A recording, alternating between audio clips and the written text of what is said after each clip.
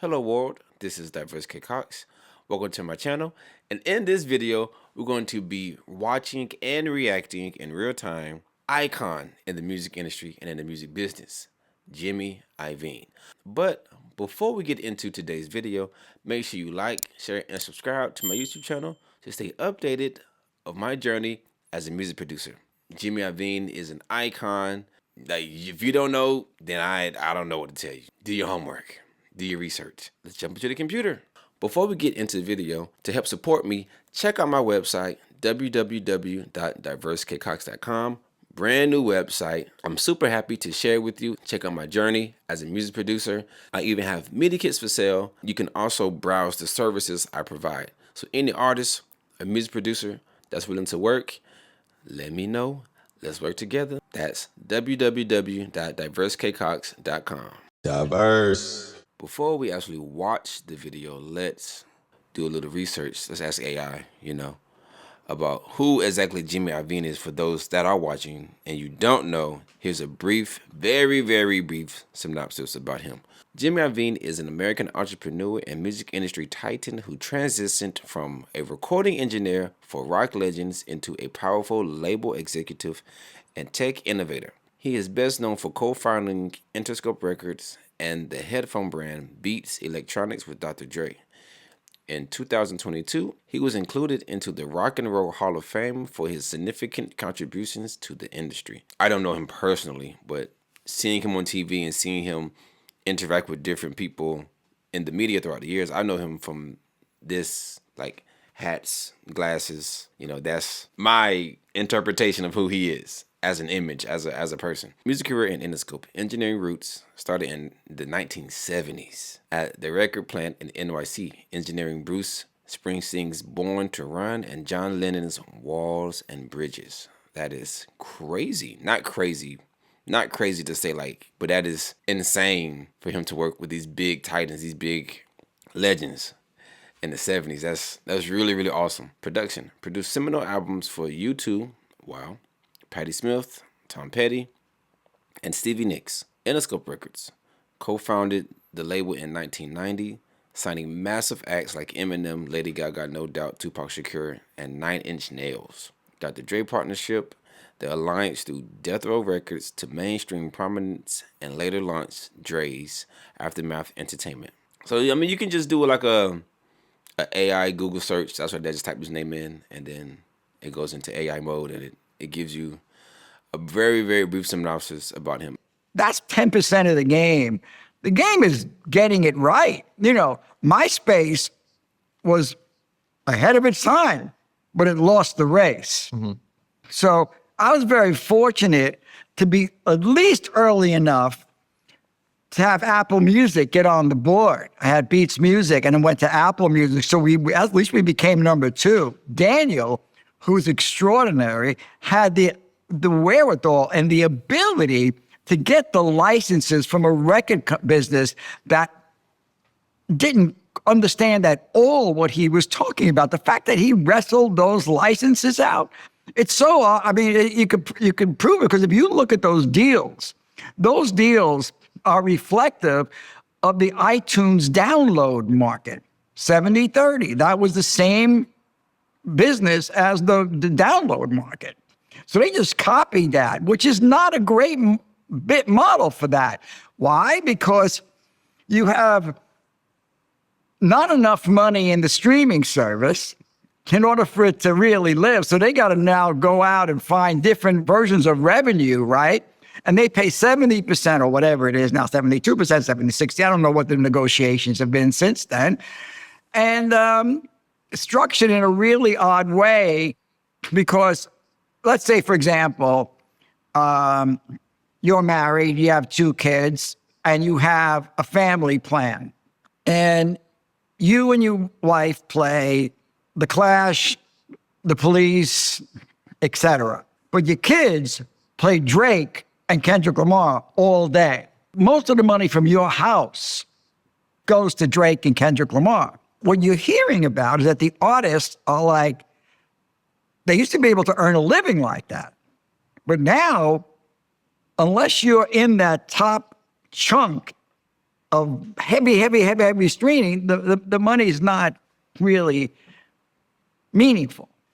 So that's a problem they have to fix. There's no question about that. Yeah, that's been a big concern for artists now because anybody can stream. There's over 150,000 songs uploaded every day to streaming platforms.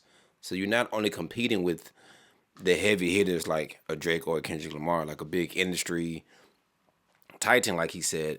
You're also competing with other indie artists that can just upload, and then it's like if you do get the streams, you're not gonna get pennies to the dollar. You're gonna get like 0.003 of 3% of a dollar of a penny actually.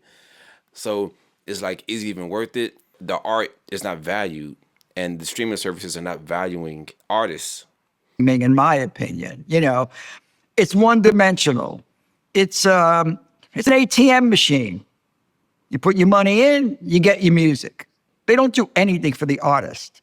See, the artists want to communicate with their fans. Period. Very, very true. Very, very true. And I've been saying this to a lot of different artists.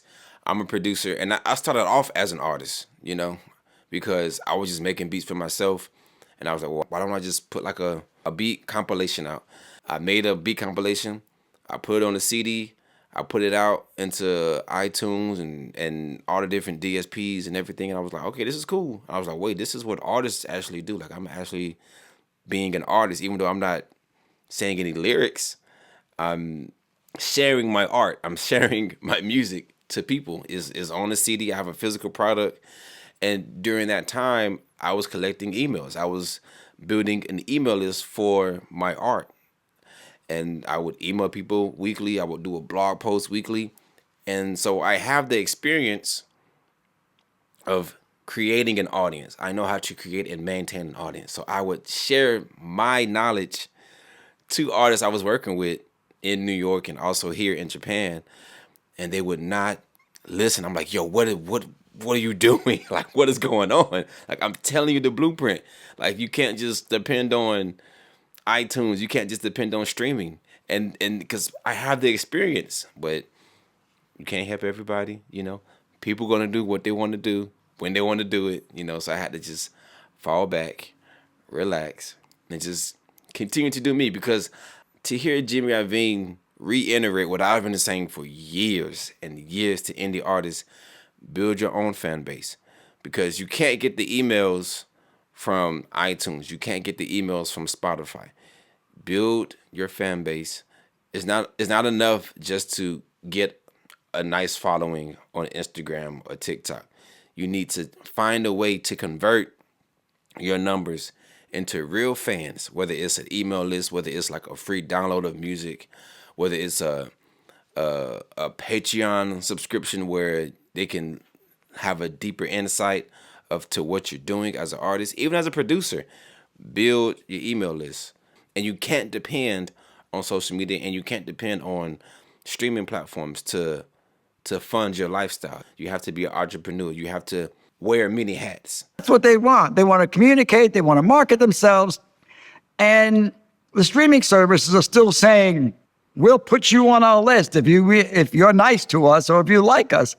That's bullshit. You got to allow them to have your audience and let them breathe, which is what, not for philanthropic reasons, but this is what TikTok does. That's what Instagram does. You could somewhat promote yourself. So the streaming services, to me, are minutes away from being obsolete because of that. You can't rub against the artist like that. That's a very strong take.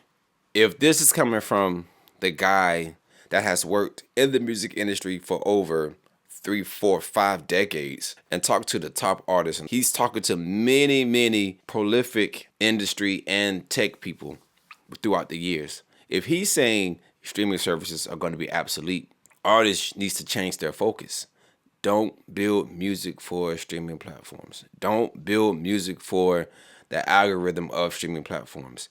Create music that you love and create it to build your own audience, to build your own platform, because streaming services are barely even giving you gas money to fill your car up. That's just the reality of what we live in now.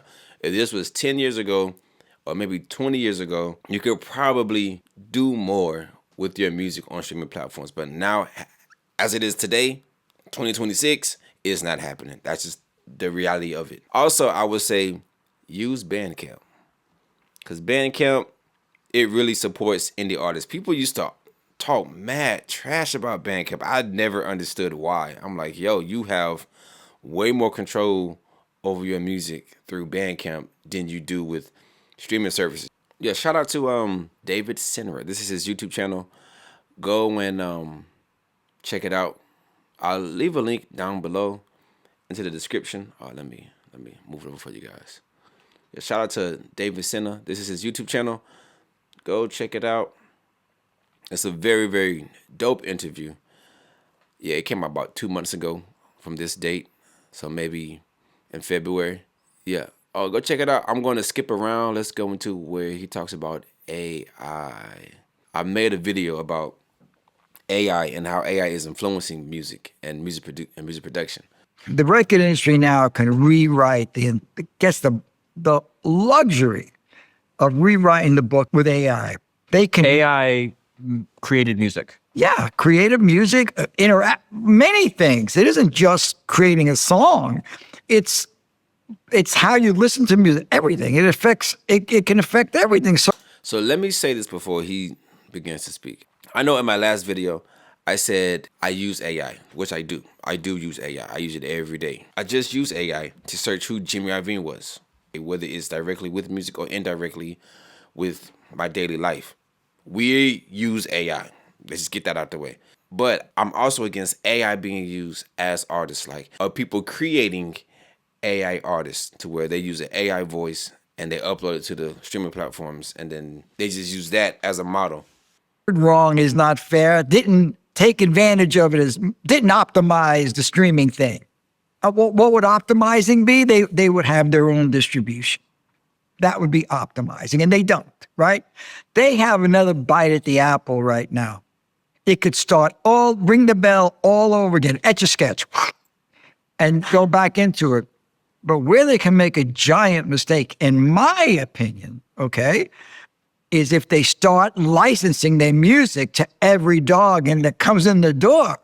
Which is their normal route of doing things. Yes, you got to build enterprise around AI. Now, you can't just give the enterprise to someone else. But you know everybody in the music industry. When you tell them this, what's their response? The people in power right now. Well, all I can tell you is I can't tell you everything that I'm doing because I think the labels are now realizing, and again, really all I can tell you is Universal Music has invested in a project that we're doing called Complex that has the ability to go on and do a lot of these things that I'm talking about. It's media, it's live, creating Complex Con, and it's e-commerce, right? I want to help the labels if I can, build enterprise around AI and not just be licensors. I felt that way about streaming, and I feel even stronger about that. They shouldn't be afraid of the tech. That's very true, and that's very insightful. That's a good take to hear, because it's kind of like how like Warner Brothers, that's a big it's a big company for TV shows and movies and stuff, right? And you have Paramount, big studio, and you have you had Fox. I don't know, 20th Century Fox. I don't know if that's still a thing anymore. You have Universal, big not streaming platforms, big studios that owns the rights to a lot of characters like Spider-Man, Marvel, Superman, movies, TV shows, things like that. And then you have a little company called Netflix. It comes around and was like, well, let me get the license to your movies, and we can just stream it to the consumer for like $10 a month. Back in the day it was $10 a month. And then The big companies, the big studios, they didn't see it as an opportunity that they could build their own thing with their own characters that they have, with their own movies and TV shows that they have. They didn't want to do that. They didn't see that route. Because Jimmy Iovine is saying people should make their own enterprises with AI instead of licensing their characters or licensing their music to the actual AI creators or the people that has control of the AI. Netflix comes around and has a streaming platform and buying the license to use the characters, buying the license to use the movies, and what happens? Netflix explode. Blockbuster is no longer anywhere near to be found. Everybody stays home. Everybody can kick it with their friends and their families or their girlfriend, boyfriend at the crib, just watching movies on the Netflix subscription. And then come to find out, Netflix gets so much money that they can build their own studios, and then they can start housing their own Netflix official movies. Netflix created TV shows. Netflix created characters. Later, Disney want to come in, take their characters back, and create Disney Plus. Paramount wants to come in and create their own Paramount Plus. The studios that missed the bubble, that was licensing their characters to Netflix, now they want to double back, turn around, and try to control more of what they already had initially control over.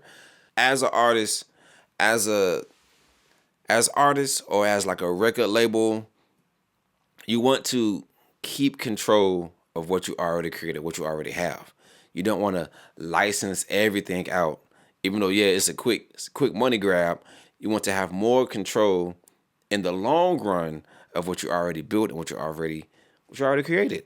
They shouldn't be. You don't have to understand something fully to do it. I'm proof of that. I don't understand fucking anything. You know what I mean? But I know how to get it done. You know, I didn't know how to build a headphone. People say to me, well, you're a recording engineer. I said, Bruce Springsteen and Keith Richards are the greatest guitar players, and my favorite. Keith Richards is incredible. If you gave him 2 pieces of wood, he's not going to come out with a guitar. There's always going to be somebody better.